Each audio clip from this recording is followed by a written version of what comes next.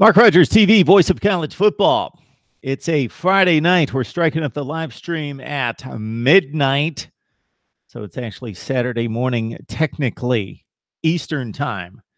Saturday morning, Saturday, college football, synonymous with Saturday's college football. So 3 weeks from today being Saturday, 3 weeks, we have a full slate of college football.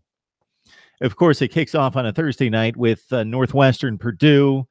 We've got a few games on Friday. I believe we've got Michigan State and Wisconsin in action on that Friday night, just 3 weeks from technically last night, Friday night.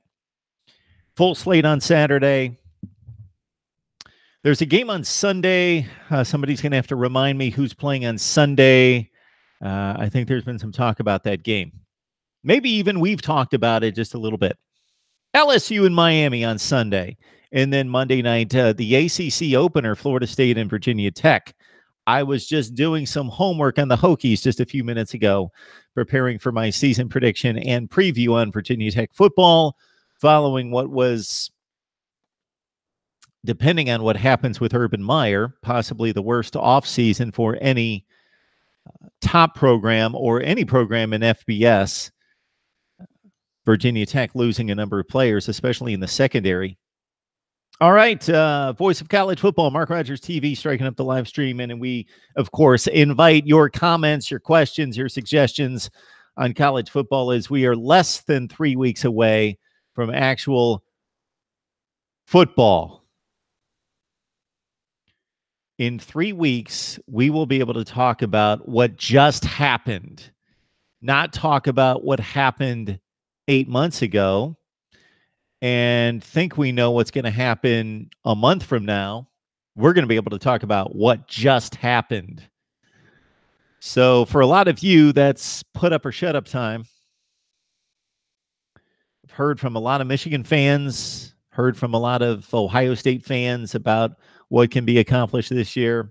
LSU fans trying to lift up the narrative for their team that has been so downtrodden during the offseason, considering the disappointments of recent years for LSU football, considering starting an inexperienced quarterback in Joe Burrow, losing a number of talented players, named players that we know, of course, headlined by Darius Geis at running back during the offseason, but LSU bringing loads of talent, but against that schedule, in losing the stability that they did at running back, quarterback, and wide receiver.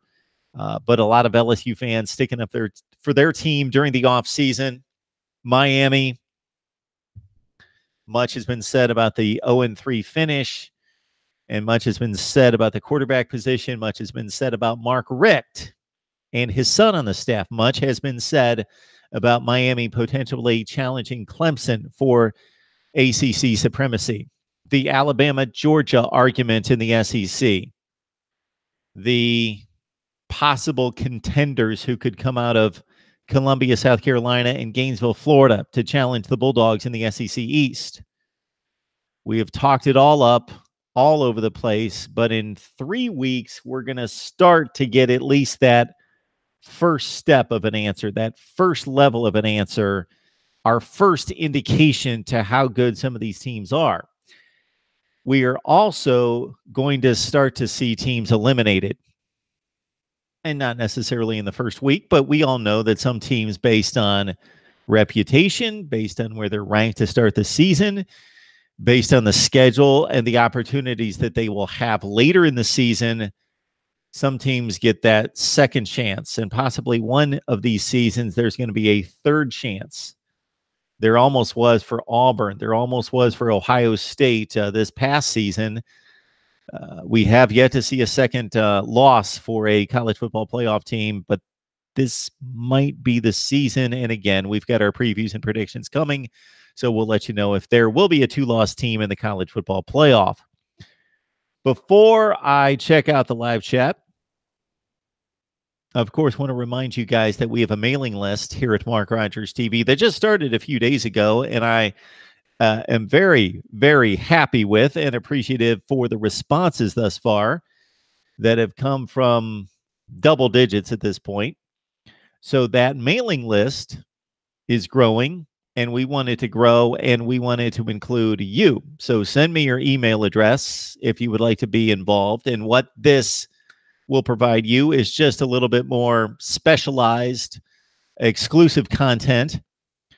My plan is that starting with week 1 of the college football season, that I will release a separate notification that's going to go out to the mailing list every Monday, which is going to review what just happened over the weekend. My unique take, perspective on the weekend and what we just witnessed and what it means. Also, I'm going to collect a ton of information and data, fun facts, stats that you don't see by looking them up necessarily. I'm going to pull them out of game recognition, out of running down a number of games that I watch at the same time, key situations, key moments, again, key stats, key facts, key numbers, key trends. So you're going to get the perspective from me. You're going to get the key stats and trends, and you will also get a channel update. So we will let you know what has recently been posted, what we're planning on doing, what we're thinking about doing, and we always want your input into Mark Rogers TV, the voice of college football. You guys ultimately make it happen. As I like to say, I have this discussion with my mom from time to time because she just can't just fathom why professional athletes are paid what they're paid, because she thinks, okay, we need teachers, we need doctors, we need lawyers. I guess that could be argued.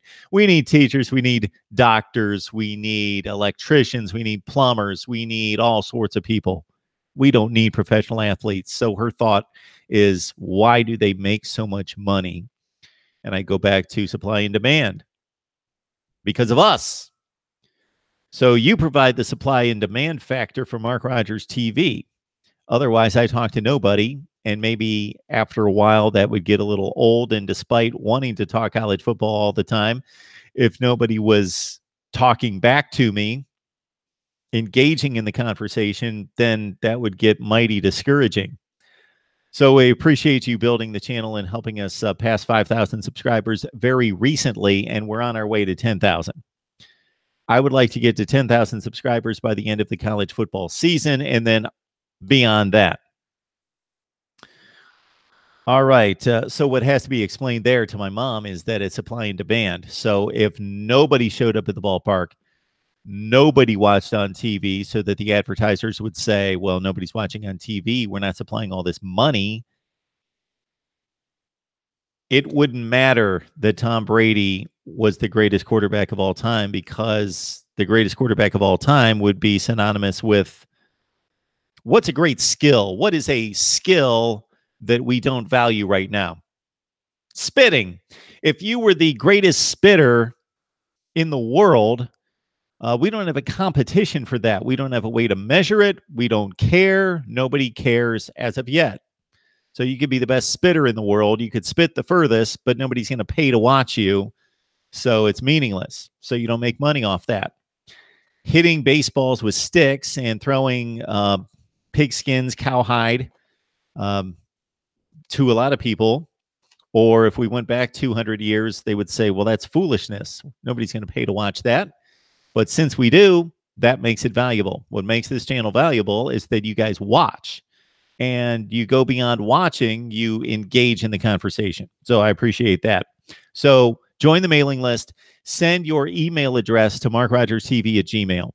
MarkRogersTV@gmail. Send it right there. I'm sure that I am talking to a ton of Amazon shoppers. Amazon is Google, it's Apple. It pretty much rules the stock exchange. It's that powerful. It has taken over shopping. So what I need you to do is to help drive the engine as well, is to use the links that you see below in the description section. Any of those links. You don't have to buy the product. Ignore the product. We've got some cool college football items. If you like them, great, buy them. If you don't worry about it. Just use the links to go into Amazon, and that helps us. as we continue to add more, to do more. As you can see, we're driving the content, and we bring, I don't know who churns out more college football videos than we do here at Mark Rogers TV, and we've got quite a team built up with, we introduced Mary Peters just a few weeks ago. She had a live stream discussion with us on college football, and she's helping us so much behind the scenes because there's a whole mathematical equation and there's a whole deduction to YouTube and the analytics and being able to play it the right way, title it the right way, do the tags, do the descriptions, post at the right time. There's a whole sequence of algorithms that I am not mastering, but we're working on. And then, the gridiron expert, he's also on the team here at Mark Rogers TV. And even when you don't see him doing content for us, because he's got his own channel, does a great job. Mr. Alex Galbraith is helping us behind the scenes, and I am so appreciative to Mary and to Alex in helping me with a number of these items that have to be pursued if you're going to be a success online. If you're going to be a success on YouTube, you just don't come on here and cut a video and 17 people watch it. You have to do all the other things to make sure that you build an audience. All right, we'll get to college football. So again, the Amazon links are there, so please use them. You don't have to buy the products. Just use the links. The mailing list, send me your email to MarkRogersTV@gmail. So you're going to have my email just like I'm going to have yours. So I'm not going to abuse your email address. You're not going to be bombarded with emails. There's going to be one per week. And if you appreciate and would rather check out the audio, a lot of people run errands and they do chores around the house and they work out and they would rather listen than watch, and that makes more sense for them. Google Play, Podbean, iTunes, and Stitcher. It's not something that I necessarily capitalize on, is the audio podcast, and that's another whole facet to pursue. But there is the audio podcast, and it's exactly what you hear here with the video, but it's just the audio. All right, we are going to talk college football, so bear with me, but we had to do some house cleaning off the top. If there's anything you miss in the live stream, so a lot of people comment, every live stream we do, somebody will jump on, and usually about 10 people, and say, shoot, I missed it, and I like Alonzo, I like Cam, I like whomever it is, and I wanted to hear more. Or Mark was talking about this, and I missed it, or you guys were talking about blank. Well, you don't have to catch the live stream live. That's the fun way to do it. That's the best way. But you can go back after the video posts and watch it. So you can watch what you missed. If you caught the last 10 minutes and you missed the first 30, just jump back a few minutes after the video is done and it's ready to go. And you can watch and skip around and watch what you want. And you can see the live chat there. And of course, you can't interact at that point, but you can at least see what everybody was talking about. All right, I'm going to jump on here. There was a suggestion, and I don't know if he's going to be online with us tonight, by NCIS Fanatic 21. He wanted me to run down the top 50 players according to ESPN. So top 50 college football players for 2018 according to ESPN. And I haven't looked at the list. So we'll look at the list together. And before I jump in on that, I want to remind you of what we've posted this week. Miami, Florida State, Georgia Tech, Boston College, with top flight folks. The conversation with the writer from the Atlantic Journal Constitutional today, Ken Seguiara. Great insight into Georgia Tech football. We don't talk Yellow Jackets enough, and he provided some great stuff. Florida State with Briante Knowles and James Coleman this week. Of course, Alonzo 1219, and we had the Wholesome One to talk Miami football. Boston College with Dan Rubin. We don't talk BC a lot, but you guys follow college football. You know that BC is under the radar. They're lurking. They've got a really good team, a lot of talent. Everybody knows about A.J. Dillon, but we really talked at Boston College this week as well. Georgia, LSU, we talked it this week. Savannah Lee Richardson. Matt Moscona, ESPN Radio. He is a great listen. And we did the LSU talk earlier today. And when we do the live streams during the day, obviously we don't get near the traffic that we do in prime time. And maybe even tonight, I haven't looked yet at the live chat to see who's on board. But I just have to knock these out when I can. A lot of the guests will not do night appearances, and I just have to fit them in when I can. But Matt Moscona, ESPN Radio, very talented guy. He's funny. He's got great knowledge and insight into LSU football. He covers LSU and New Orleans sports all the time. He's with ESPN Baton Rouge and New Orleans. Great job, LSU Video. So check that out. LSU. Interesting season for Ed Ogeron and company. We talked Penn State today with Tim Aiden, Black Shoe Diaries on SB Nation, and earlier this week with Utah football as well. I wanted to mention Bill Snyder. I wanted to talk some North Carolina football with the 13 suspensions and also some possible investigations at Cal and Michigan into players selling their footwear for profit. Want to remind you about our schedule rankings as well. Texas Tech is number 19th most difficult schedule in the country, and we march on with our schedule rankings. Then come the preview and predictions, and I want to check out the top 50 players in college football. All right, let's go to the live chat and see what you guys have, and then I am going to go to the top 50 players according to ESPN. We did this a couple months ago on the Sports Illustrated list, and they had their top 100. I think I only made it to about 20 or 25, and there was so much discussion that at that point I didn't even make it past 20 or 25.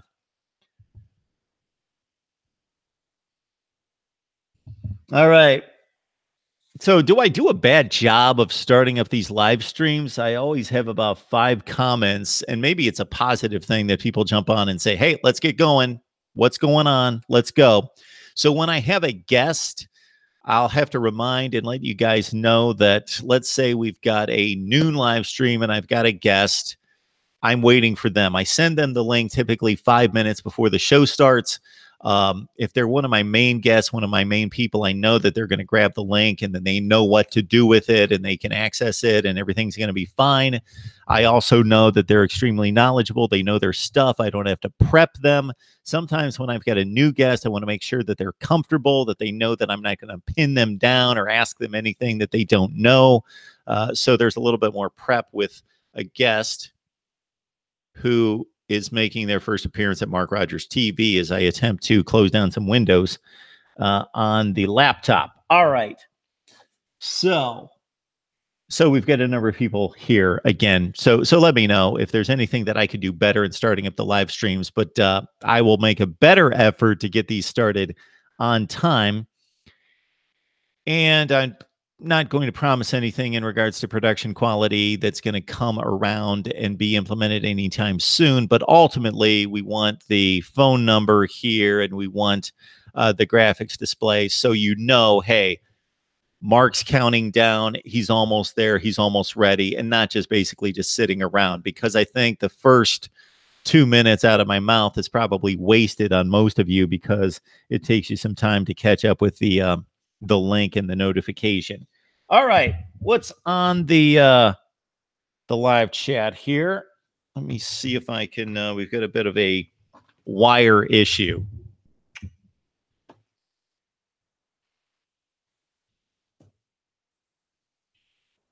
Somebody's stepping on my.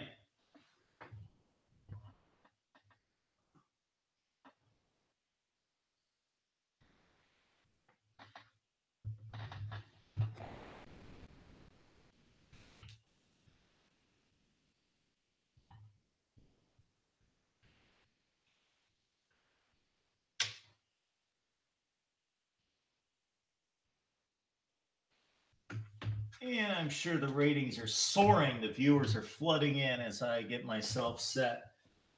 So I've got my second laptop here that I monitor the feed, and I want to get that in front of me. And I had the desk sitting on the cords. Can't have that. Where are my production assistants? They would take care of that. All right, let's check out the chat. And then we'll go to the top 50 according to ESPN. Prince says the SEC folks want Urban fired. I want him to stay because he did nothing wrong. Zack Smith's wife is apparently nuts, according to local police. Number 2, Clemson is Urban Meyer's number. Well, he's 0 for 2. I'm going to stop short of Clemson having anybody's number at Ohio State, but they won the 2 games and they blasted them the last time. There was no comparison between the 2 teams on the field that night. We know that if they played 10 times, Ohio State's not losing by an average of 31 points to a Clemson team that was not beating teams not nearly as good as Ohio State by 31 points. But the only thing that matters is when they step on the field the one time, and Clemson blasted them by 31. The other games in the Orange Bowl, somewhat meaningless depending on what you consider bowl games to be that don't factor into a national championship. So it's a really good game amongst 2 teams in 2013 that were ranked in the top 5 to 10 in the country. Ohio State blew their chance to the BCS championship game by losing to Michigan State in the Big Ten title game. And of course, Clemson lost to Florida State head-to-head that knocked them out of contention for the ACC.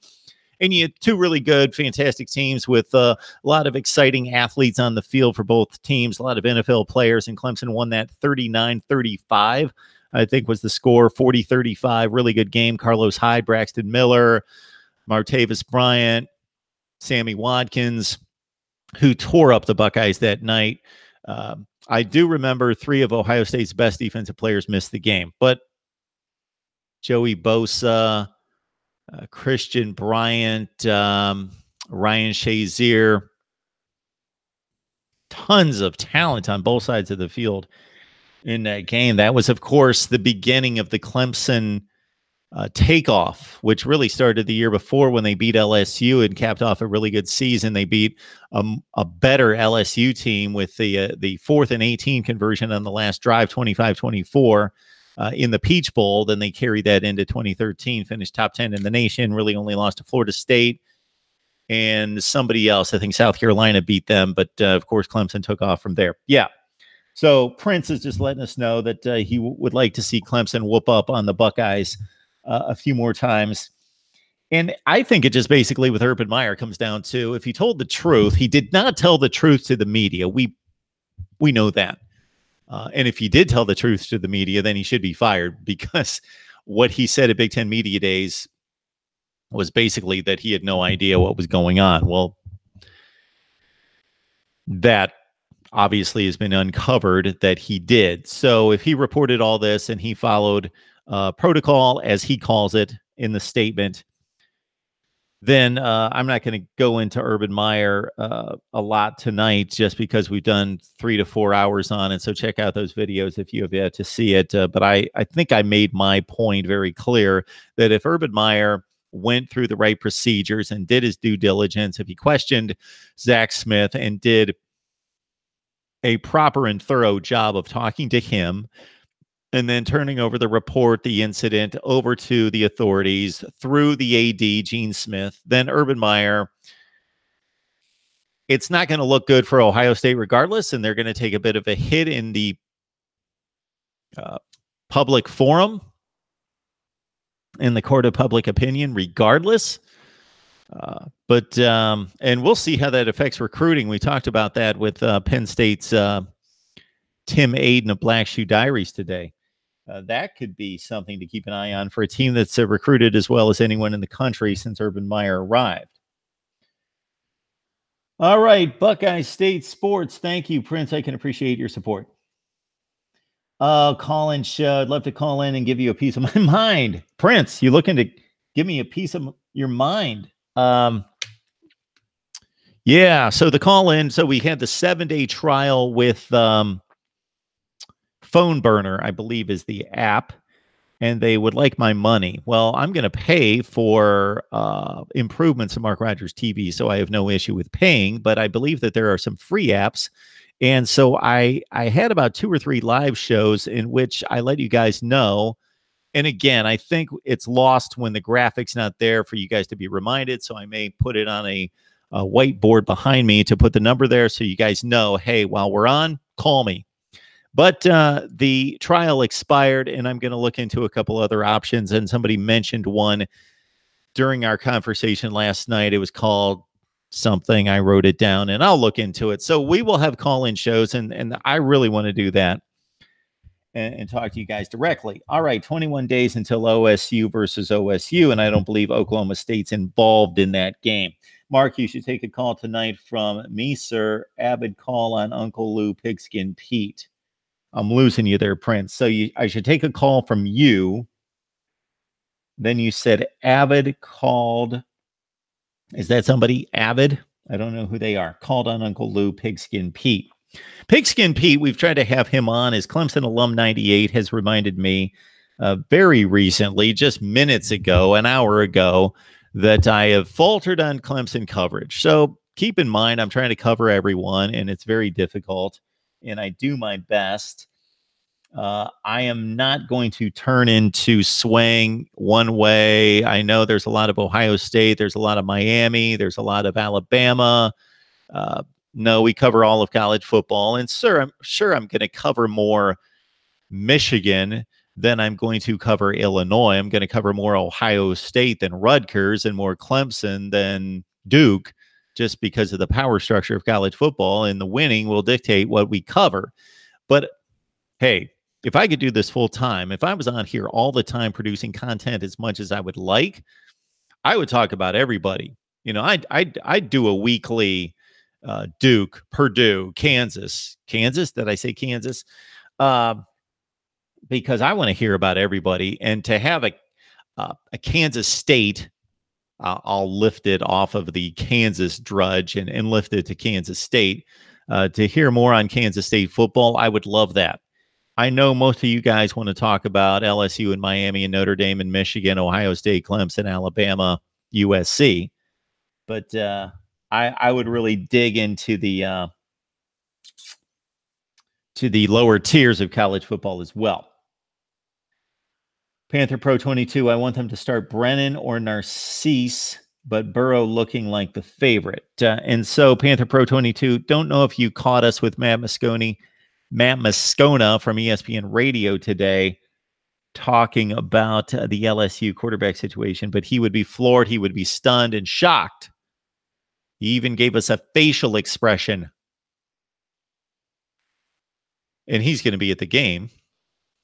He covers it up close and personal. But if Joe Burrow is not taking that first snap of the game, he is going to be shocked, stunned. Prince, LSU days are over. You can't just have a good defense and have a run-heavy offense. Even the NFL offenses these days have to use the spread shotgun attack. So, Prince, that's true for this particular season, but LSU is not done. Maybe this, if you're talking about this season, sure, they may be 7-5 or 5-7, whatever they may be. But with the athletes and with the resources that they have currently on the roster, and that can all be turned over in terms of offensive philosophy. If they get the right people in play, and if Ed Orgeron proves that he's not heavy enough to keep that job and keep it to standard, then they'll move him out, and it's going to be up to the athletic department to make the right hire to get the right guy in play, a la Nick Saban 15 years ago, to put LSU back where their faithful believe they should be. But it's not a situation where you're Iowa and you're struggling to find athletes there at LSU. All right. Even Alabama is going to the spread. Yes, they are, especially with Jalen Hurts in the lineup, as we've seen the last two seasons. How is he going to mail you something on the Alabama bandwagon? Oregon State upsetting Ohio State. Number one ND fan with the call of the year, with the Beavers upsetting the Buckeyes in Columbus. That game is such a certainty that the metrics for that game, and you almost never see this you never see it among the Power Five. It basically says 100%. It's over 99% certainty that Ohio State wins against Oregon State. All right. How do I message you? My email, PantherPro22, MarkRogersTV at Gmail, MarkRogersTV at Gmail. Send me your email there.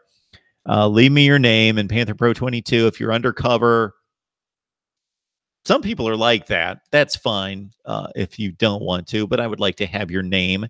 And it's not going to be released in the emails. Just I'm going to blind copy. So even your email is not going to be subject to the other people on the mailing list. I'll blind copy everyone, send out the mail, and it'll say, Mark Rogers TV week 1 recap. And I'll do all the things that I explained a few minutes ago in terms of what I'll make available each and every week. It's going to be a channel update. It's going to be stats and information and trends. And it's going to be my take on college football and what really stood out to me. Maybe a little personal fun fact each week until you guys tell me to stop. You could care less.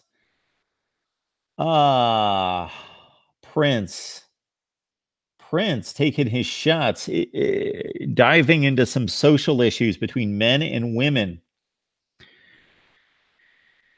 So maybe I shouldn't go there. Men and women are different, and it's a good thing that we're different, and we will remain different regardless of what some people out there will say. That doesn't mean we're not equal but different. All right. Like the shirt. Good fit on you, sir. I actually thought about changing it. I almost changed this out. You've seen this on videos before. Maybe I should ask you guys about shirt selection. I probably have about 30 shirts in the rotation, I would guess, because typically if it's a weekend or it's a little bit later at night, I've got the t-shirt on. If I'm coming from the regular job, then I typically have the dress shirt on, and I'll just leave it on. The baby blue, the white, the black, the navy blue. I've got a pink. You guys have seen that. Or it's just the t-shirt. So, all right, not too much to talk about. It's a pretty bad list. Don't like the shirt. 3 watching. Show yourselves. Okay, what do we have? Prince dominated early. All right, with Buckeye State Sports jumping in there. Dondre, good to see you. Panther Pro, everybody, good to see you. All the regulars on board. I knew that this would be a little bit sparse, late night, midnight. But it is Friday night, Saturday morning. Aren't you guys constantly moving? Okay, yeah. Panther Pro, Prince. What else do we have? Prince trying to determine who are the best defensive linemen in the game. Okay, Raekwon Davis, Panther Pro. Don't know what you're talking about there. Don't sleep on Chase Young, Buckeye State Sports. Yeah, he's a freak. Panther Pro lets us know Young isn't proven at all yet, but he going to be good. True. Prince, hey, Mark, just remember there is a reflection off those back windows in case your girl walks around the house topless like mine. All right. Yeah. We're safe tonight. And this is somewhat temporary. So you guys see when I'm doing this before it gets pitch black, I'm in a condo. This is the 3rd story in the condo. I've got a triple decker with garage, staircase, living room, kitchen, bath, then upstairs to 3 bedrooms. And yes, this is actually the 2nd. And so it shoots straight out. And so it's not like my neighbors can look inside. It's elevated. And it's just, you just see greenery and trees. And I thought, you know what? As I was painting the living room and putting in some flooring in the kitchen, maybe it would be nicer to show a little bit more in the back. And I just chose the, you guys remember what looked to be a yellow? It was never intended to look yellow. It was a cream color, but it just looked so yellow. It's now gray. It's gray in the living room, kind of a neutral, because maybe I can do something with that. And if we go to the side, and the living room's a mess right now because we were still doing some stuff. We've got 6 helmets. Got the 4 playoff teams from 2 years ago in 2016, Ohio State, Clemson, Washington, Alabama. Then I picked up Tennessee and Ole Miss. Just because the employer had a run on helmets, and I wish I would have picked up more or had the opportunity to pick up more the other day, but I would love to incorporate that into the back. Yeah, I know it doesn't look good behind me during the nighttime because all the reflection is of the the lights that I have on me and the lights in the living room. So, maybe someday we will go through and I will just scan the room and I'll let you know what opportunities and what options we have for a set, and we'll go from there. But I thought the French doors was a decent look during the day. I know at night the whole lighting situation doesn't work. All right, Prince, I do appreciate that, protecting and safeguarding the ladies around. Should have given the ball to Carlos Hyde. We're talking about the Orange Bowl, I guess. Dondre, I want to talk about how Miami national championships in 1983, 89, and 91 are suspect. Man, that's a great conversation, Dondre. So I'm always asking you guys to give me suggestions, but we are this close to 2018. I hate to be digging back into with all the stuff that I've got to talk about and we need to talk about with 2018. So that's a great conversation. Maybe I stay on all night and we get to that at some point. 83, 89, 91. I remember them all very well, Dondre. But what I would do is go through the rankings those years and go through the Miami results and see what we have and who else was in play those years. Of course, 83 was the Nebraska win, 31-30, when Turner Gill missed on the pass with a 2-point conversion. 89 was the year that they trashed Notre Dame 27-10, making up for the loss in South Bend the year before. And then they cleaned off Nebraska when there was the tie-in to the Orange Bowl in the Big Eight. And it set up a number of marginal matchups when Nebraska just was not capable of hanging with Miami. And they always wanted Miami playing in the Orange Bowl when they were Miami. And there were two games in the late 80s, and it was a 22-0 game, and it was a 23-3 game in which the Cornhuskers obviously just couldn't mount any offense against all that speed and with the lack of a passing attack. And 1991 was the other of the 22-0, 23-3 games against Nebraska. So we'll have to check that out in regards to who else was there. And of course, the 91 season, Dondre, because you're bringing it up, you well know this. Washington split the national championship, having won the Rose Bowl over Michigan. 1991, Washington beat Michigan in the Rose Bowl. Yes. 34-14, really good Michigan team in 1991. And then Michigan came back actually the next year and upset Washington in the Rose Bowl. But that was Mark Brunell and company for Washington winning the Rose Bowl and a split national championship. I loved going into history. I just don't think that this is necessarily the time of year, but we may look at that, Dondre, if you like to dive into that. Dondre, okay, Clemson owns Ohio State. Yeah, 3-0 since 1978. It's kind of difficult for teams to own other teams unless they play on a regular basis, but I'm not going to argue 3-0. 3-0. If it was like 13-2, so I would say Ohio State owns Michigan right now. Michigan State owns Michigan. Florida State owned Clemson for a while. Alabama owns LSU. Those teams play year after year after year after year after year, and you're talking about the same coaches and personnel and people on the field consistently. You're talking about ancient Woody Hayes, who's left us 30 years ago, Charlie Ballman with the interception off Art Schlechter, the Gator Bowl in 78. Then you're talking about just decades in advance of that, 2013, Urban Meyer, Dabo Sweeney. I get that. Two of those games are recent. The two teams were completely different in 2013 and 2016, basically different. The media stretches everything. I don't consider you media, unlike the bloodsuckers at ESPN. So Prince, hopefully you mean that in a good way. I would consider myself the media in a sense, but no, I'm not the groupthink established media. I do work for them.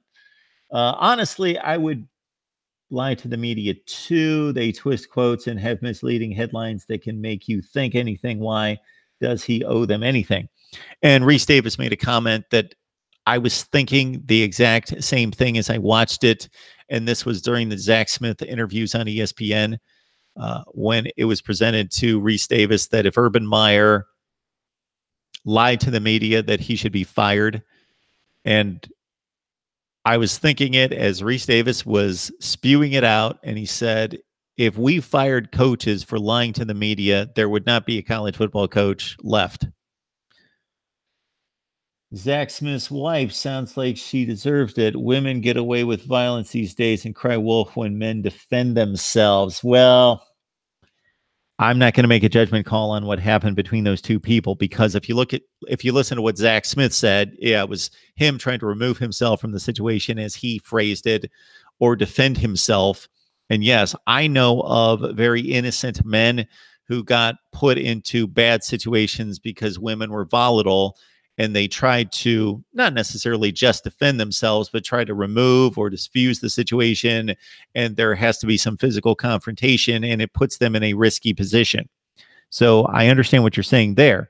But based on the text messages between Zack Smith and Courtney Smith, it sure sounds like Zack Smith was in the wrong. Maybe you guys have something else that I don't. Since our conversations last week and with the investigation underway, I have kind of removed myself from trying to find out anything else about this situation. I want justice to be served. So if Ohio State needs to be penalized on any level, whether that's Urban Meyer or that's the athletic department, and then the football team and the football program will take a hit, then so be it. But if everything was followed, and again, I have an issue when it's a legal matter that the authorities need to handle versus we're talking NCAA. If we're talking NCAA, recruiting violations, paying players, again, violating rules in any way of the NCAA, those are not laws. Those are laws within the confines of the organization of the NCAA, and they need to be dealt with. And that should be investigated within that organization and compliance with the university, and the penalties should be handed down by the NCAA. They haven't been well equipped to do that or do it fairly, but there's still the power in place. The legal authorities handle legal matters and matters that break actual laws that we all must abide by. And that's where that should sit. And hopefully they're doing due diligence to get it right. How did the call-in app you tried work? Panther Pro 22. Did I not address this? Panther Pro 22 may not have been on the line. So I got this phone burner. I let you guys know for a couple different live streams that I was available. Nobody was calling. Navy Thomas finally did concerning Ohio State. So Navy Thomas came on. It worked. It basically provides a fake phone number. So it still calls to my cell phone, but it provides a fake phone number. So I had a 7-day trial. I understand that there are better and more cost-effective options out there, so I'll pursue those, and we'll get the call-in going soon. So now I'm hearing that people want the call-in show, and when I had it available, and I understand you guys aren't just going to jump on the first time, especially when you don't have the number right there. So that's how the call-in app, it worked. It was fine. All right. Ricky joining us. Yes. Still talking about the Urban Meyer incident and Zack Smith and so forth. Swampy McGee. Will you be doing college fantasy football on Yahoo this season? I won't be. Got too much to do. There's really no business purpose in it unless I was going to run a league and invite all of you guys. And the way I would want to do it is, so I did a show with a young lady a few years ago, and we had a fantasy baseball league, and we invited viewers on, and we had a 12-team league, and whoever signed up for it first in terms of viewers got to play with us, and we did fantasy baseball. I would do the same thing here, but it doesn't really serve the purpose that I'm trying to accomplish. So this isn't all just fun and games. We're trying to build a brand and build a business and trying to make this explode. So there have to be business reasons to do what we do. I'm basically sitting here tonight talking college football. I could be doing other things that would be better to build the business. But when it comes down to it, you guys want to hear content and want to hear opinion and analysis. And so that's why we do this. So this is fun, but there needs to be a business purpose as well. And the way I would need to do that is if I could come up with a way in which I could have an unlimited number of players or maybe multiple leagues. So, for example, if we have 12-team leagues and the 12 fill up like that, then I start another league and I've got Mark Rogers TV 1, then I've got Mark Rogers TV 2, and somebody's going to get screwed at some point because if we've got 12-team leagues and then there's like 2 people left over, they get left out, and I guess that would just be part of the deal. But that's something to prepare for, that I would need to prepare for in advance to properly publicize it so you guys are on board and we could do it upright. But it's a great idea, Swampy McGee, and it's something that added to the list. I had a conference call with our people on staff here today, and you can't imagine what our to-do list looks like already. All right. See, I apologize because when I start to scroll, then it takes off on me and I lose where we are. All right. Get a stadium backdrop for $20. David Johnston. This must have been at the point that I was showing you guys what I had behind me. If you guys check out videos from about, I would guess, 6 months ago, it was sometime late in the college football season last year. Maybe it was 9 months ago. I was on against this wall over here, and I took like 5 hours of my time to take old Sports Illustrateds and other college football magazines and cut out pictures, and I did a big collage, and I hated it.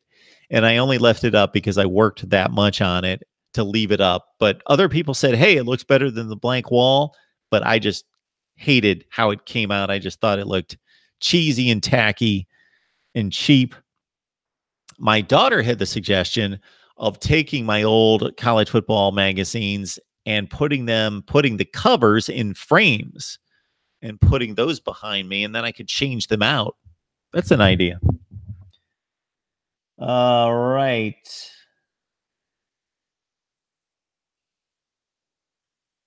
More on Zack Smith. When did we move on to anything else? Dondre, 83 Auburn or Texas? Yeah, Auburn beat Michigan in the Sugar Bowl that year, 9-7, 3 field goals. Texas in 83, that was the team that beat Georgia and Herschel Walker. No, Herschel Walker was gone. They beat Georgia in the Cotton Bowl. So Texas that year, I believe, finished. So the 83 national championship team was Miami, of course, because they rose from 5-1 on the strength of the Orange Bowl win over Nebraska. Texas earlier in the day, all these games were played on New Year's Day.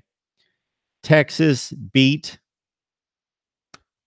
Georgia in the Cotton Bowl. I think it was 14-12. I tend to remember scores. 89 Tennessee? Really? 89 Tennessee.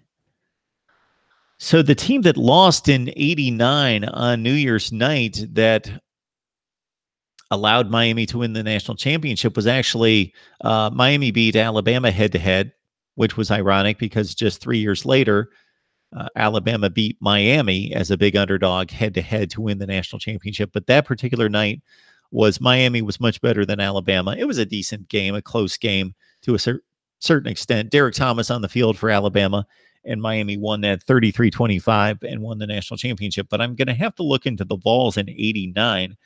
That's not coming to mind. What bowl game they would have won? Did they win the Cotton Bowl over Arkansas? All right. I don't know, Dondre, that a lot of people are caring about 1983 and 1989 and 91 right now, besides you and I. Prince, you're entertaining, but let's talk some football. Don't like freedom? Get the F out of... Okay. Here we go, football. I get defending Urban, but Zack Smith, you guys have a way better wide receiver coach now anyways. Yeah, Brian Hartline should do a nice job, I would think. He was a technician out there. The fantasy football comment.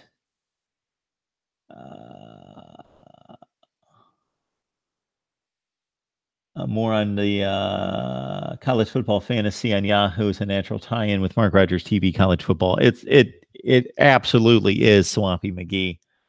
It absolutely is. And I just hate groupthink. I love independent thinkers. That's what we are here, Prince. That's what we do. That's one of the reasons why I started this channel. I got sick of listening to groupthink and hearing certain analysts analyze the season, analyze the weekend, and just everybody sounded like everybody else and everybody's had the same opinion. Now, this is back in the end of the BCS era, in which basically it was the SEC's the best and we're done talking. And the SEC was the best conference, may still be the best conference, but I would chip away to say, well, let's put these games into context. Let's understand that we just saw a game between a 1 seed and a 4 seed from another conference. So let's take that into consideration. Let's look at the depth of the league. Let's see where there were some other losses here that need to be taken into consideration. That it's not just all, if you're ranking the conferences, you're talking about the conclusion of the season. It's all about the national championship game. That crowns the best team. If you're talking about ranking and rating conferences, then you've got to look at the totality of the season and take it into context. And that was not happening. All right. It skipped on me again. David Johnston says, both Ohio State and Michigan have suspect offensive lines. Do you think they can hold up against the top teams? And that's something that killed the Buckeyes against Clemson in the playoffs. That was reason number one why that game was out of hand. Ohio State's defense did a decent enough job against Deshaun Watson. They only had 17 points with 8 minutes left in the game, even though the defense was laid out to dry in bad field position and constantly 3 and outs on the field against Deshaun Watson. The Ohio State defense played rather well. Sure, they gave up some plays. They wore down and gave up plays. It was Ohio State's offensive line. And once they lost the left tackle,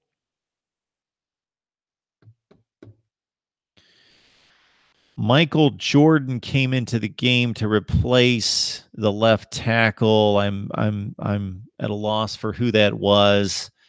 And not that this decided the game, but then it just turned into a disaster with Watkins and Wilkins and Ferrell and all those guys living in the backfield for the rest of that night. David, so Ohio State's offensive line has been extremely good, maybe not elite in recent years. Now, Michigan's offensive line has not been very good. It's gotten a little bit better under Jim Harbaugh, but that was the weakest unit on the field for Michigan when Harbaugh took over, and it's not been completely corrected. This edition should be the best under Harbaugh, but not Wisconsin, not Clemson, not Alabama, not Georgia good. Magazines behind are too busy. David, I completely agree. I don't know if you saw that when we did that, but again, I hated it immediately. I only kept it up there because I put so much work into it. Prince, Mark Rogers TV college football. We need to Photoshop you on Superman and put that in the background. So I'm going to have some better thumbnails here, hopefully soon. That's another aspect of this. And I've got one of my folks on staff working on thumbnails that are going to look a little bit better.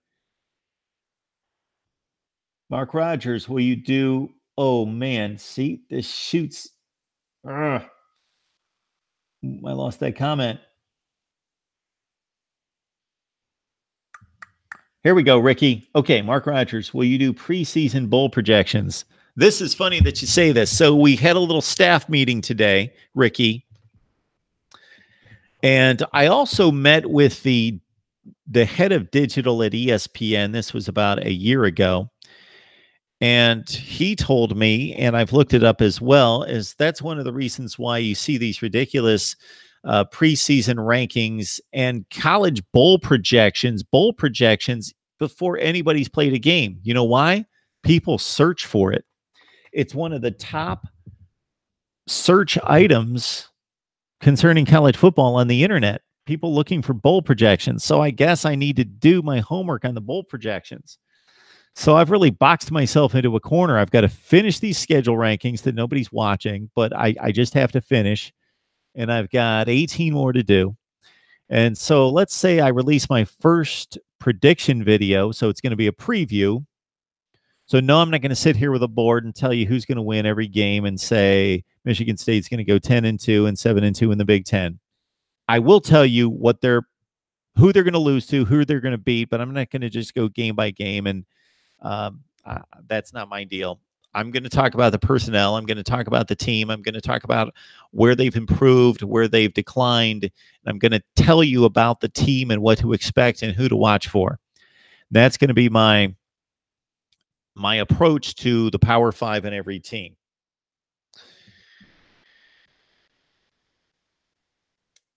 And then I'm going to give you the preview and prediction. So what I'm leading to there is that I've got to crank out 65 or 70 videos in addition to doing all the live streams. And I've got to do this between now. Let's say I release the first one on Sunday. I hope to. And I get them done by... I've got to get them done by that Wednesday night. I don't want to be releasing videos on Thursday when teams are playing their first game.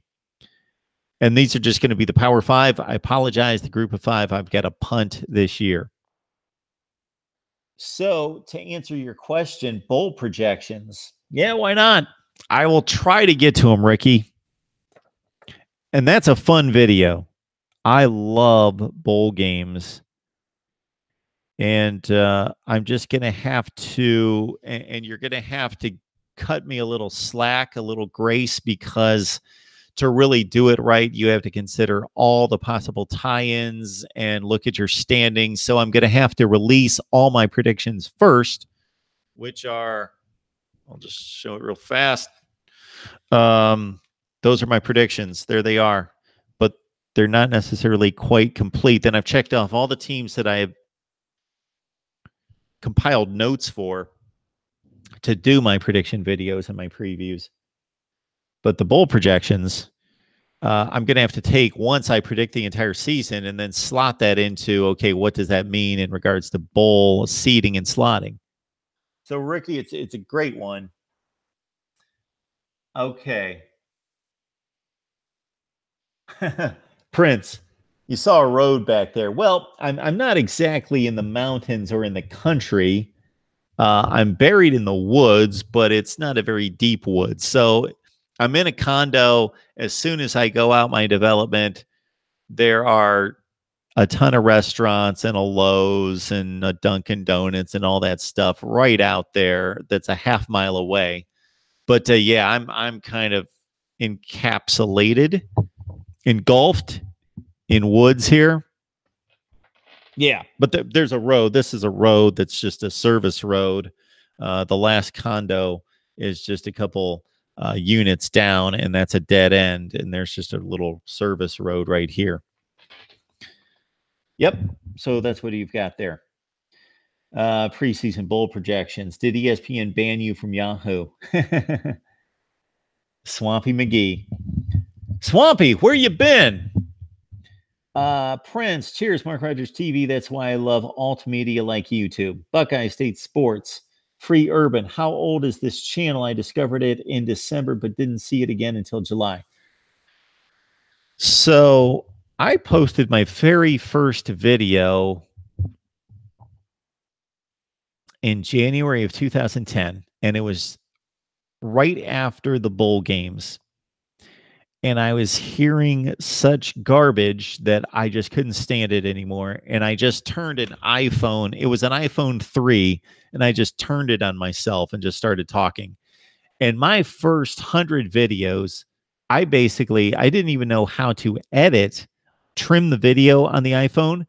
And I've got a buddy at work at the time that used to laugh at me because he said, not only was I holding this thing for like 8 minutes and talking, but I didn't even know how to edit. So I even had to time the stop and the start. And I would do it. I would just do 3, 2, 1, boom. And you see all these videos now, and it's kind of the new style that people can't speak for more than 12 seconds without chopping and edit. And you see all the, what we call in the industry, a jump cut. But I'm used to talking and talking and talking from my former jobs. So that was the first video. So it's been a long process. Whoever asked that question, Buckeye State Sports, January of 2010. But I was doing a video, and then I'd wait 2 weeks, and then another video. And I did baseball videos. I did the NFL. That's pretty much the extent of it. I'm a football, baseball guy. But then I decided, okay, if I'm talking baseball until July and then I stop talking baseball fans aren't going to watch me. So I need to focus on one thing. So let's make that college football. The debate is the best in college football. And I don't want to say that I love college football more than the NFL and Major League Baseball, but I love, you guys know I love college football. I wouldn't be able to talk about it constantly like I do if I didn't love it.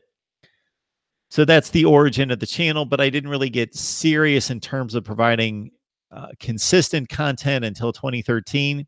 And like I alluded to several minutes ago, the way to do this right, to get people to watch and to subscribe and to build an audience and a following, you can't just get on here and produce videos and expect people to gravitate to it and know nothing about anything else. And that's what I did for a long time, was just talk and produce videos because that's what I wanted to do. Then I determined, okay, I want to make this a business and I want to make this work. Because one of two things is going to happen. Either this is going to burn out and stall, and I'll just have to give it up because I need to devote more time to my personal life, or it's going to take off and explode and all that good stuff, and I can just go full throttle. But for right now, I can balance the two and not sleep a whole lot and do it that way. So to answer your question, Buckeye State Sports, really, the channel started in the summer of 2013, 5 years ago. So I should have grown a lot quicker, a lot sooner. But the numbers are great. They're taking off. It took me forever to get to 1,000 subs, then 2,000. But here in the last year, I've picked up about 3,000 subs to get us past 5,000. And the views are basically growing, but not growing as much as I would like, of course. As Alonso1219 says when he gets on here, I should have 1 million subscribers. All right, Ricky, SEC is still the best conference, but the Big Ten has shortened the gap. I do agree. I've been here since last spring, bro. I can't wait for the season. Prince, I appreciate it. And it's funny how many of you hardcore college football fans and followers of what I do are pretty recent. Pretty recent. Jamie's on here. Groupthink is Bama, Clemson, Ohio State, and Washington, and nobody else has a chance. Season never plays out like that. Well, it kind of did last year. So last year, everybody had Clemson, Alabama, and then some combination of Ohio State, Oklahoma, USC, or Washington, and Georgia was a top 15 team. So it was pretty close to that. This season, as I've complained a number of times, everybody's got Ohio State, Wisconsin in the Big Ten, Miami, Clemson in the ACC, Alabama, Georgia in the SEC. Just about everybody has Oklahoma winning the Big 12 and some combination of most likely Washington. A few people, there's a sprinkling of Stanford, USC. Maybe a few people out there are really reaching with Oregon. I hate to see the season just boil down to that. Maybe Penn State jumps in, Michigan State, Michigan, Big Ten Eastern Division. Iowa's going to have to win that game head-to-head with Wisconsin to have a chance to pull off the upset in the Big Ten West. With Virginia Tech's problems in the Coastal Division, I can't imagine anybody getting past Miami. That doesn't seem possible at this point. But we could have a Miami team that's not the 11-1 Miami that we expect, but a North Carolina or a Virginia Tech from the last 2 years that showed up at the ACC championship game with 3 losses taking on Clemson. Clemson, Florida State. Clemson has the huge advantage and seems to be the team that's unstoppable in the ACC, but Florida State's going to get that one chance, and they're going to get that chance at home. But they could beat Clemson and not win the ACC because the schedule's that tough for Florida State. And it's difficult for me to look past Alabama and Georgia and see anything else in the SEC. That safety for OSU picked off who?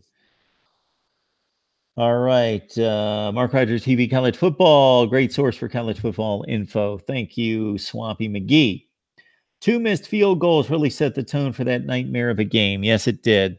That was Durbin with the 2 missed field goals because Ohio State got the pick out of the gate. Was that I don't think it was Denzel Ward. I think it was Gary and Conley. Gary and Conley with the pick off Deshaun Watson, the left sideline play. But then they missed the field goal. Then they got a short field because of a Paris Campbell return on the punt, I believe. Missed another field goal. Could have been 6-0 Ohio State. And no, do I think Ohio State wins the game just because they go up 6-0? But there is an immeasurable effect of, okay, this is going to be a really tough game. So most people thought it was like a 1 or 2 point spread. And we're going to have a difficult game against the best quarterback in the country, the best defensive line in the country. This is going to be a rough game that's going to go back down to the last few minutes. Oh, we had 2 great opportunities to score, and our offense looked like crap, but at least we could have kicked 2 field goals and taken the early lead, and we missed them both. So do we have confidence that this kid can make a kick at the end of the game? We'll never know what that did to the rest of that game. I don't think it really mattered, but maybe it's not 31-0. It's 31-6 at least. Maybe it's 31-20. Maybe it's 31-13. All right. When was the last time the predicted top 4 came real? Okay. Prince, I think you're talking about the Malik Hooker interception in the end zone. Made a great play in going from center field to the pylon to pick off that pass. That was the Malik Hooker play. Swampy, you should have been around for the live stream we did a couple weeks ago where we looked at 2 things. We looked at the preseason top 4 to see where they landed. Then we looked at the college football playoff teams to see where they started the season in the preseason poll. So we did that. We don't want to cover that again, but that's a great off-season topic. There, Buckeye State Sports. He's right there with me, Malik Hooker. All right.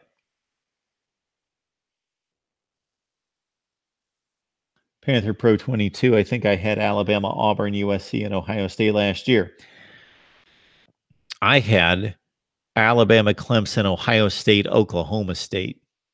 2 years ago, I'll continue to puff my chest over Ohio State, Clemson, Alabama, Washington. I had that preseason 2 years ago. Before that, I don't remember. I didn't keep track of this. Oh, there's another show for us as I get set to make predictions on the season and also make weekly predictions. I want to throw out my numbers to say, hey, this is my prediction record for better or worse. Here's the good. Here's the bad. Here's what it's been forever. And throw it up on the board, maybe build some graphics and show you what the prediction record's been so you know what to expect for the season. And I'm not a handicapper, and I'm not a guy that you should be relying on to build your bankroll. But I do it for fun, and I'm fairly successful, but I'm not the best in the business because I take like 45 seconds to make the predictions. Rick loses all the big games for 2 decades now. I think Miami's a very good program, but not playoff bound. Okay, he doesn't lose all the... We need to strike that typically from our vernacular, all and everything and nothing and never. Mark Richt has not lost all the big games. He's lost many big games. I got 2 SEC teams correct, just not the right 2. Panther Pro 22. Kid, Georgia for the Natty. Georgia not winning this year. Coconut Cane, me too. I love Mike Leach. Wazoo is lucky to have him. George, love the show. Thank you, Mark. If I ever need to order anything off Amazon, I would use your portal. Listen to George. Thank you, George. Go to any of the videos, and if you shop on Amazon, which basically 93% of America does, please select one of those links.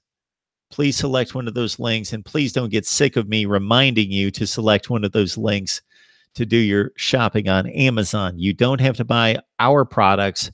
Shop on Amazon, buy whatever you'd like, and just use our links to enter Amazon. Thank you so much. What team is the most All-Americans? You're talking about this year? Mike Leach has the best interviews. Is Washington State going to take a tumble this year? So record-wise, it's kind of difficult when you play absolutely no one out of conference, which Washington State doesn't. Washington State and Oregon play the worst non-conference schedules. Arizona's close with just the BYU game, although Arizona does play Houston. So I'm good with Arizona non-conference.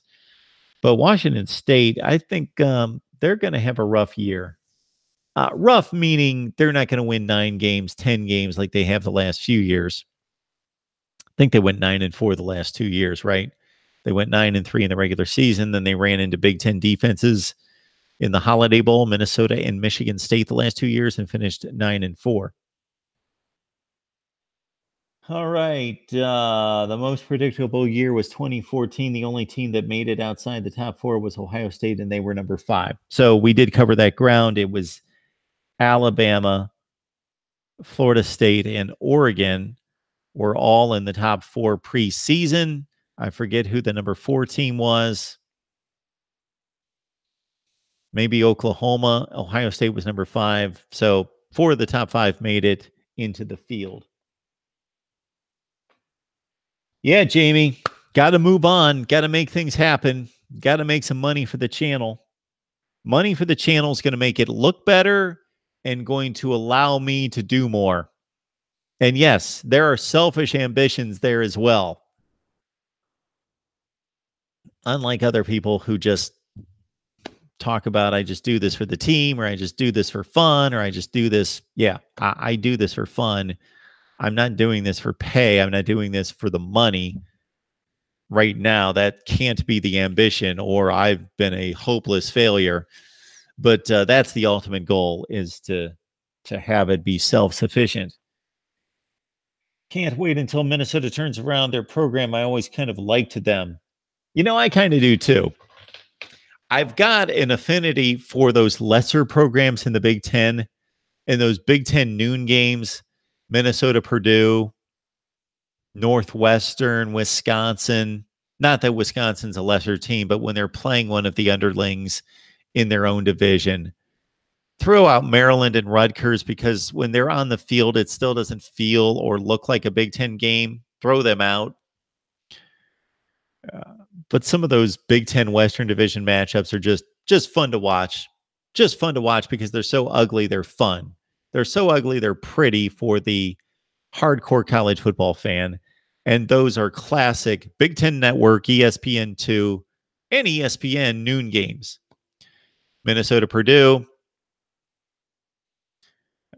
Wisconsin, Northwestern, as I mentioned, and any games involving those teams. Iowa, Northwestern, Iowa, Purdue, Illinois, Iowa, when the Illini were a little bit better. Why you keep lumping the Ducks with teams who pay nobody year after year? Texas A&M canceled. Well, here's the deal, Jamie, and I do understand that they were put in a bad place, but I'm just ranking and analyzing the current schedule, so I had to analyze what was on paper, which is nothing for Oregon.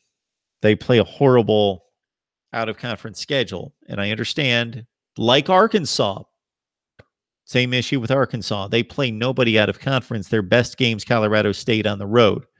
which for this Arkansas team might be a difficult task, and it will be. So it has nothing to do with trying to analyze, did they try to schedule? Yes, Oregon had Texas A&M. Arkansas had a date with Michigan this year lined up. Well, they don't now. So I'm just analyzing the current schedules. And I did take a bit of a shot at Oregon because they may have had the opportunity after that game was canceled in 2014, the 4 years following, to find somebody. And maybe they did try. Maryland's got some concerning internal issues right now. Maryland is going down with that ESPN report. So I'm not too aware of that. I'll look into that.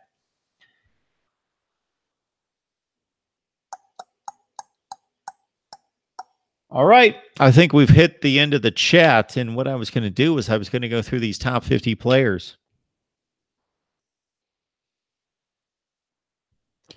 So maybe we do that. There's certainly a few late night phone calls that could have been made, but if they're not going to be made, that's fine. So some conversations not being made personally, we'll dive into the top 50. I think Pitt would have been a better fit than Maryland and Rutgers. Yeah, from a football standpoint, Pitt and West Virginia make total sense geographically and in regards to enhancing the football play on the field more so than Maryland and Rutgers. But the Big Ten looks at other things. They look at expanding the Big Ten network into Baltimore, New York City, and DC, the Beltway. That was the big call there made by the Big Ten. And also the university's academic standing has to, and accreditation has to fit the mold of the Big Ten and the Big Ten standard. All right, let's see if we can find these top 50 players and see if they make sense. Oh, here we go. The inside story of a toxic culture at Maryland football. Current Maryland players describe a culture of fear and intimidation within the football program in the run-up to offensive lineman Jordan McNair's death. So I'll give that a look. Similar to, well, there was some hint of that happening at Illinois a couple years ago that led to the Lovie Smith hiring. So I'll have to look at that. Interesting. Where are these top 50 players? Top 50 players, top 50 players, top 50 players. I'm going to have to do a Google search of the top 50 players in college football. Top 50 college football players, ESPN.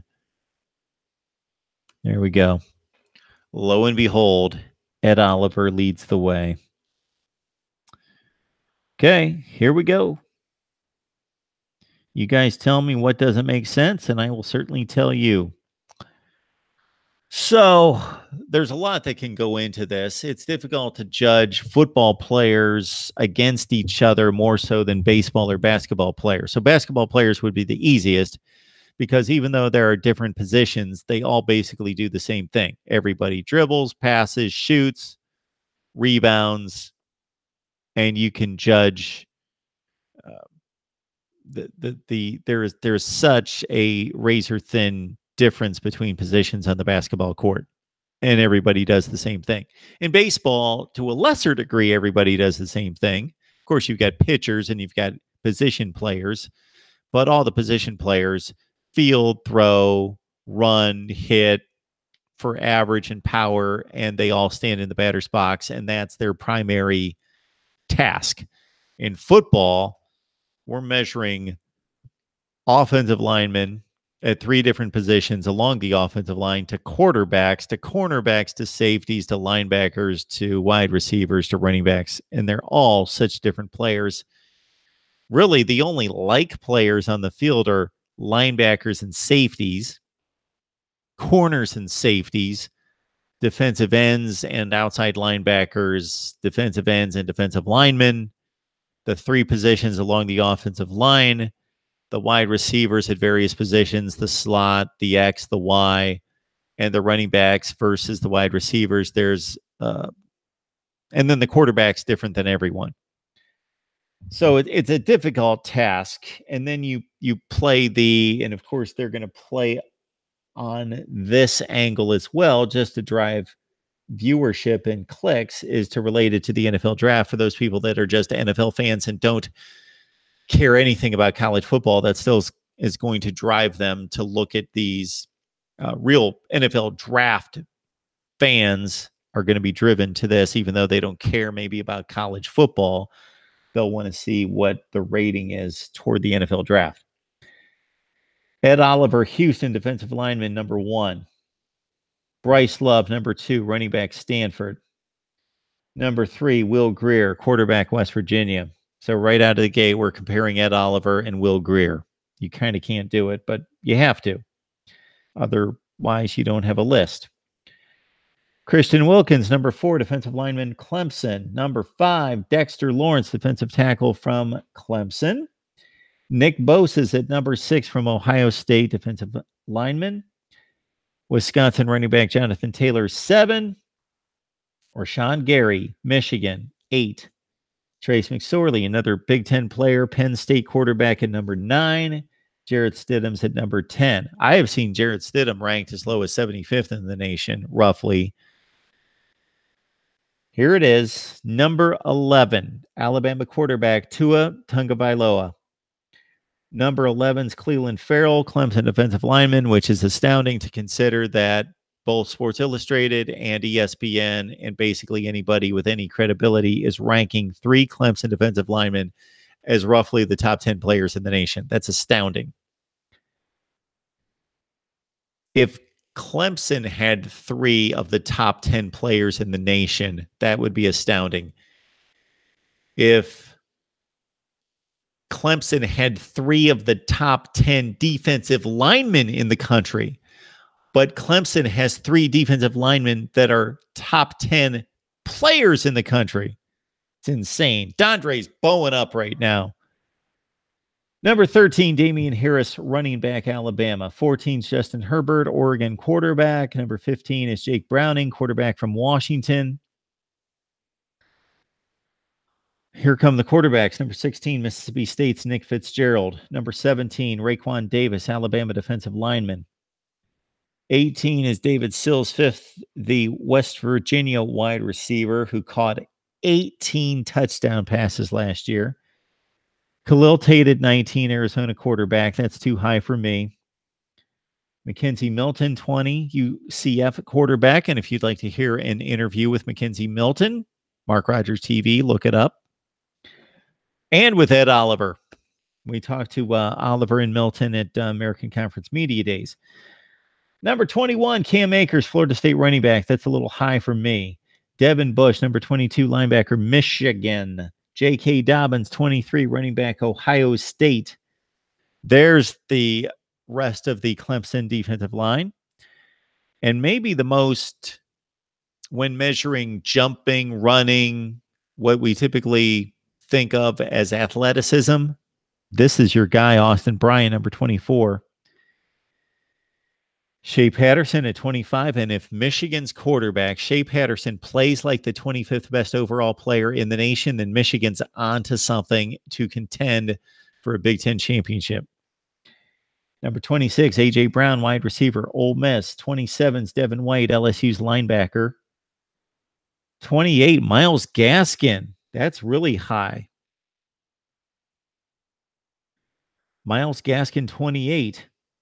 Jeffrey Simmons at 29, the D tackle from Mississippi State. Jake Fromm may not lose his job if he plays like the 30th best player in the country, regardless of position. Quarterback, Georgia. 31, Jonah Williams, offensive lineman, Alabama. Dwayne Haskins at 31, Ohio State. So this is on a small sample size. If we had Mike LaValle from Last Word on College Football on, and I love Mike. Mike's my guy. But he hates projections because he nails me being He likes track record. He's a track record guy. And of course, it has to start with track record. It can't be, oh, the guy's a 5-star freshman. He's the best player in the country. There has to be a track record element to it. But I do more projecting. And Mike hates the projection. He refuses to project anybody who just showed a glimpse. And Dwayne Haskins, 6 out of 7 against Michigan, is a glimpse guy. And Tua, of course, a glimpse guy, but those really meaningful throws and the nail in the coffin at the end of the season. Dwayne Haskins, 32. DeAndre Swift at 33, running back, Georgia. 34, cornerback, Florida State, Levante Taylor. Drew Lock out of Missouri is number 35, the quarterback. A.J. Dillon, running back, Boston College at 36. Greedy Williams, 37, cornerback, LSU. Kyler Murray. This is all projection. Number 38 rated player, regardless of position, quarterback, Oklahoma. I don't have him in my top 10 quarterbacks, let alone number 38 as a player overall. 39, Greg Little, offensive lineman, Ole Miss. T. Higgins at 40. That's a projection. He caught, I think, 17 passes last year. Derek Brown, defensive lineman, Auburn at 41. 42 is David Edwards, offensive lineman, Wisconsin. 43, TJ Edwards. We stay in Madison, linebacker. Rodney Anderson, who had an incredible, phenomenal final 7 games last season, number 44, running back, Oklahoma. The 45th best player in the country, according to ESPN, is Montez Sweat, defensive end from Mississippi State. Number 46 is Chase Winovich, defensive lineman, very productive player for the Maize and Blue. Deebo Samuel, talk about productive player, 6 touchdowns in 3 games to start the season. Then he missed the remainder of the campaign for South Carolina and is key to South Carolina challenging Georgia. So Deebo Samuel versus the Bulldogs defense, week 2. Shaq Quarterman, 48, linebacker, Miami. Number 49, Mac Wilson, linebacker, Alabama. And the 50th best player in the nation, according to ESPN, is one of only, I believe, 3, along with Ed Oliver and Mackenzie Milton, group of 5 players. I think it's just 3. Devin Singletary, running back, Florida Atlantic. Back to the live chat to see what you guys think. Friday late, 1:30. All right.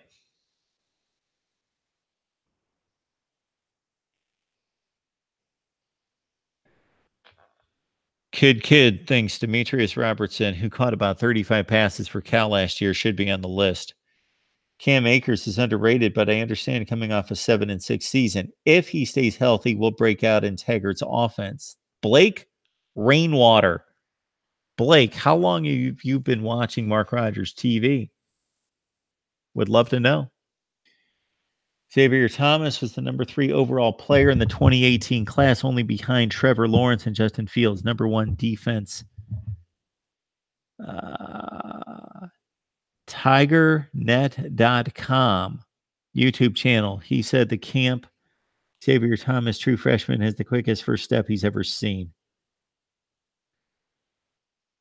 At least 3 more years of Xavier Thomas and Derrick Henry rushing on the edges of Clemson is scarier than Clemson's D-line this year.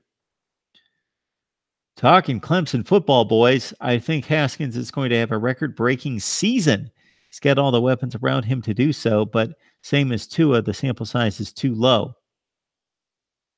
Record-breaking season. So J.T. Barrett, 2014 through 34 touchdowns. I believe he ran for 49 touchdowns, maybe 50.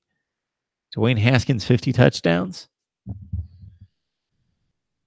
All right. How is this based on the NFL draft? Herbert will get drafted way higher than the quarterbacks in front of him. So, Jamie, I don't believe it's based on the NFL draft projections. They just include that to draw people who just care about the NFL and the NFL draft and don't care about college football to get them to look at the pages. Buckeye State Sports. Indianapolis is a short drive from Columbus. I've been to both the OSU Wisconsin games there.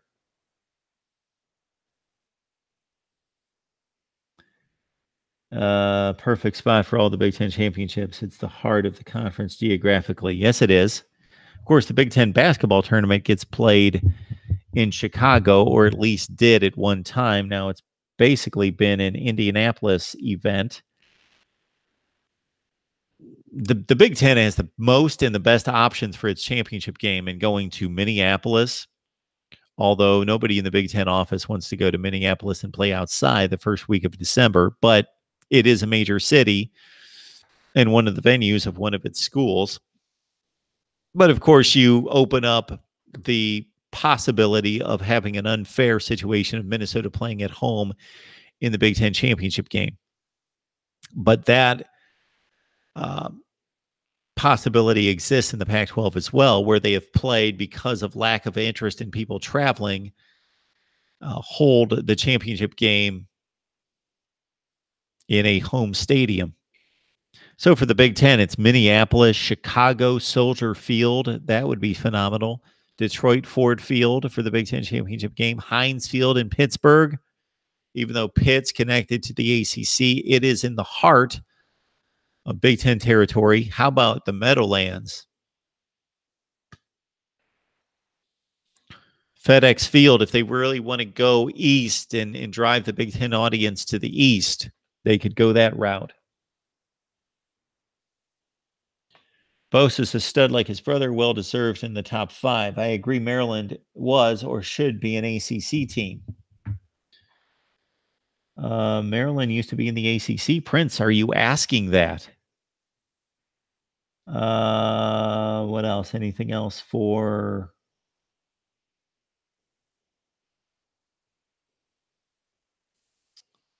No Mike Jackson on the top 50 players. So Dennis is disheartened by that. And only one Miami player, Shaq Quarterman, at 48. I got to think, Dennis, that Miami would flood the back end of a top 100. That defense, the wide receivers, there would be a number of considerations for Miami between 50 and 100. And I think we saw that on Sports Illustrated's list. Will the Rutgers go to a bowl game this year? No. Rutgers is looking at, well, the hope is 2-6 in the Big Ten. Kansas is the big non-conference game for Rutgers. Otherwise, they play the FCS in the group of 5 and should go 4-0 non-conference. And so there's the formula for a Rutgers bowl game. 2-6 in the Big Ten, 6-6 overall. They get there. All right, folks. We're done for tonight.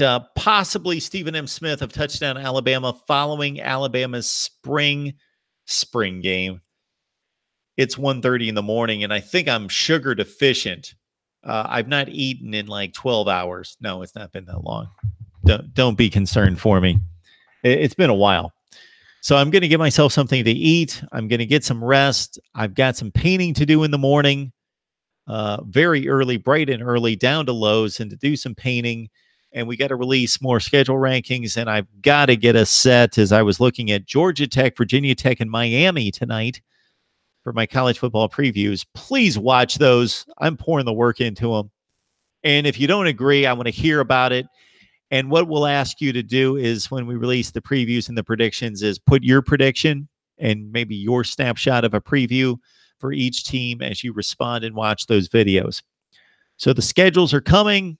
You guys don't care. You're not watching them. That's fine. I'm going to release the last 18. And then by Sunday, we'll hammer away at previews and predictions. You guys are the best. Thanks for supporting the channel. Please, if you've got any family or friends, any acquaintances on social media, on Facebook or Twitter, Instagram that love college football, point them in our direction. Let them know that we crank out college football content like nobody else. So please like, comment, and subscribe as always. I'm guessing that a few of you faithful viewers for some reason don't subscribe. Please do. And then, of course, the mailing list. Send me your email address. I won't abuse it. I promise. I'm a man of my word. And think about this. You're going to have my mailing address as well. So if I abuse yours, you can abuse mine. MarkRogersTV at Gmail. MarkRogersTV at Gmail. That's where you send me your mailing address. And it's late, and I'm losing blood sugar by the moment, I think. I've never felt like this. I can barely talk. So send me your email address to MarkRogersTV at Gmail. Use the Amazon links in the description section of each video to do your Amazon shopping, and you don't have to buy the products that are on the links. Just utilize those and enter Amazon using the links. That helps us out immensely.